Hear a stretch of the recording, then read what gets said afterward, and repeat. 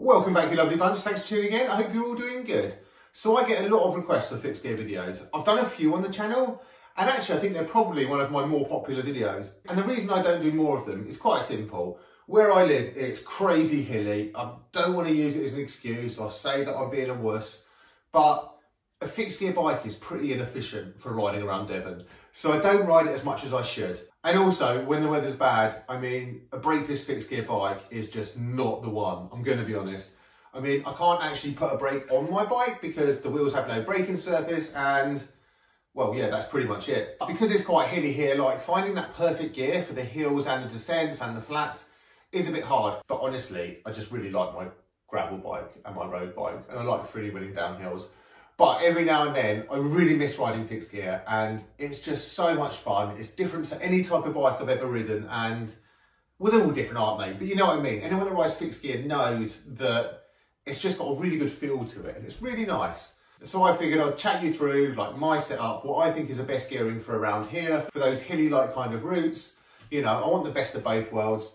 Normally, quite often when I tinker with bikes, I just tinker with it and then I chat to you guys when I'm going for the ride. But a lot of you are interested in the bike mechanics side of it, and I figured, why not talk you through it? Right, so I suppose quickly, standout thing about track bikes is you get one gear. Where it differs to like a normal bike is you actually have to apply resistance to the pedals to stop pedaling. So when you're pedaling, like as you see now, because the back wheel is fixed, the pedals literally always turn. And if you stop pedaling, essentially you're stopping the back wheel from moving. You've literally got that one gear. So if you want to get up a really steep hill, you'd use an easy gear. Normally when you get to the top of the hill, you change down gear and you can freewheel down. When on a fixed gear, that spinny gear is what you have to somehow stay on top of when you ride down the hill. So that's why gear choice is really important. So a track chainring is very similar to a road chainring. They normally have a different bolt pattern and they do have wider teeth because you run a wider chain. And then you have a rear sprocket and these screw on rather than slot on. So I figured whilst I'm going to change my sprocket, I'll chat to you about a few of the differences between a fixed gear bike and a normal bike and make some suggestions like what gear you might want to run. So the first difference is there's no quick release, there's no through axle, it's literally a bolt-in rear wheel. It uses nuts and it bolts in. Wow, that was deep, right? There we go. It's got nuts. So now I've shown you my nuts, and then what we're gonna... I mean, what's a vlog without a random innuendo? So now I've loosened the nuts off, we can actually take the wheel out and... So you have the lock ring here, and then you have the actual sprocket here. And the lock ring will loosen one way and the sprocket loosens the other way. And there's two separate threads and that's what keeps your sprocket on. So I guess we should take it off. So it's a different tool required to take off a sprocket on a track bike. So you have this like lock whip thing. So as your chain whip on there, but then this little bit, can you see that? That's what you use to take off the lock ring. The lock ring loosens like by going forward and you literally just pop it and that will come off. And then that like frees up the sprocket so you can actually take the sprocket off. Guaranteed this is going to be on crazy stiff, tight things. I'm not going to be able to get it off. So let's hope. This is the thing. These are so tight. Oh, ow. Anyone that takes off track sprockets knows that you're going to end up like scraping your knuckles. I've got flat bladed spokes as well. So like there's always a bit of knuckle scrape. I can't even speak. So there's always a bit of knuckle scrapage. It's a dangerous thing, like changing track sprockets. It really is. Is it just me that's a donut that like always manages to hurt myself changing the sprocket? Right, so I actually did want to put on a 4717. That I feel gives me a really good like range of gears. There's no range of gears, there's one gear. It gives me the best of both. It's not too bad for climbing and it's not too bad for descending. So essentially, it's pretty bad for climbing and it's pretty bad for descending. And that's what it is on a track bike. It's not about, oh, it's really good for climbing and really good for descending. You're never going to have that on a track bike. It might be good for climbing, it will then be rubbish for descending. Or it'll be good for descending and impossible to climb on. Like a 4717 for me, which is like 74 gear inches, I think, that can be a bit of a grind. And it can be a bit hard work on some of the steeper climbs around here. On the longer descents, it's pretty nice. Another thing is, the bigger the gearing, the harder it is to stop the bike.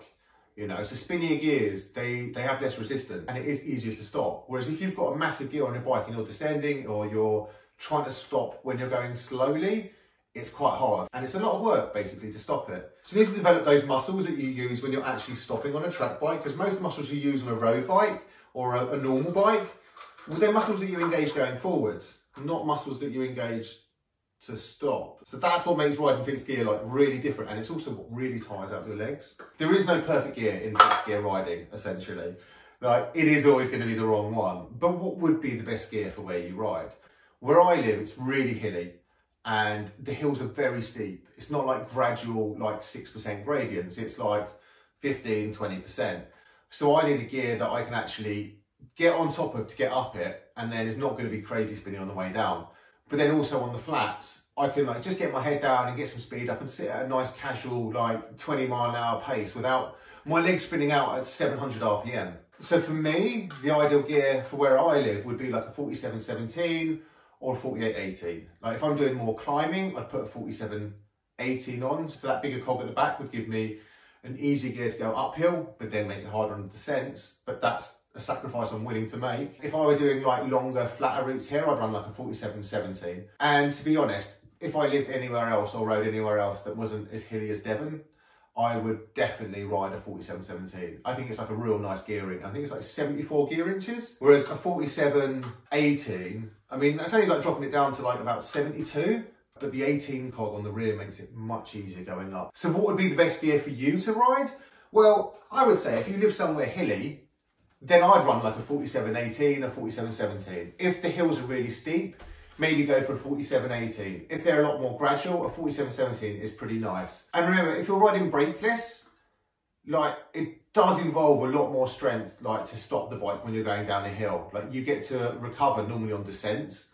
And if you haven't got a front brake, you don't have that brake to take the pressure off your legs. Is this like a completely uninformative video? But does it make sense? Like, what gears do you guys ride? So gear is like really specific to how you ride and what you want to do. But one thing that's really important, if you do ride brakeless, like you don't just whack a massive gear on and then try and stop it because you want to go really fast. Like it involves a completely different like riding style. And I wasn't going to really touch on riding brakeless, but like the gear that I use is dependent on the fact that I don't ride with brakes. So I could ride a much bigger gear if I had a front brake because I'd have that front brake to stop me. So just be aware that if you're riding brakeless, maybe start off on a slightly spinnier gear than you'd normally use and then get used to it. So 47 or 48 tooth chainring at the front is a good one. And then whether you start on an 18 and then you can drop down to a 17, then a 16, I think you're putting yourself at less risk. I don't want to say risk. Risk is the wrong word, but you know what I mean. Like it's less, I think it's a smarter option. I don't think it's like that risky actually riding brakeless, to be honest. Like it totally depends on the rider. To anyone that is going to ride brakeless and they're trying to work out what gearing to put on their bike, if they should change it when they take their brake off, I honestly would go a little bit lighter. Wow, that's like a really long video about me changing the sprocket, right? Jesus, I can talk about anything. I hope that made sense. I was going to talk to you guys about bars and everything as well, but I think that's just far too boring, right? And honestly, it was a long day at work. I've got to go to work at 7 AM in the morning. Not like leave at 7, like be there for 7. So that means I have to edit this video, do my Zwift race, have some dinner, go to sleep, wake up. Oh my God. Oh, being a grown-up sucks sometimes, doesn't it? But actually, if you do want to know about what bars you should put on a track bike, I mean, let me know down below. Look at that. What do you think of my bike? A lot of you have seen my bike before. It's bikey, right? And it's pink. And yes, I did paint this. And don't look too closely because it actually looks much nicer from where you are than it does when you're this close. Let me know if you want to know more fixed gear stuff. If you do want a video about bars, I'm quite interested in bars, but I understand if you guys don't want to listen to me rabbit on about handlebars. That would totally make sense. I'm looking forward to taking this out for a ride. Thanks for watching. Remember to like, comment, subscribe, and I will see you all very soon. Bye.